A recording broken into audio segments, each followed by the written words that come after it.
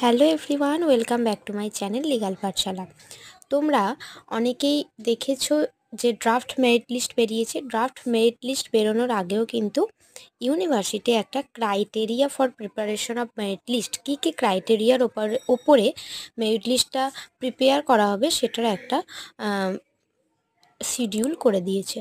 তো ক্যালকাটা ইউনিভার্সিটি একটা জিনিস দিয়েছে যে যখন আইডেন্টিক্যাল মার্কস মানে 2 or more candidates same marks পাবে, তখন একটা টাই ব্রেকিং ক্রাইটেরিয়া হবে।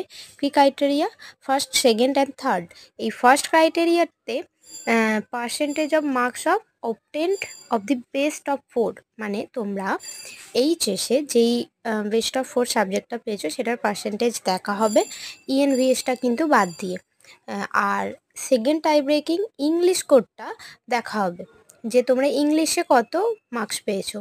থার্ড টাই ব্রেকিং হবে 10th লেভেল, মানে তোমরা 10th লেভেল মানে বুঝতে পারছো মাধ্যমিকে অনেক আইসিএসসি সিবিএসসি যে কোনো বোর্ডের 10th লেভেলের মার্কশিটটা দেখা হবে, সেই অনুযায়ী কিন্তু দেখানো হবে। বাই।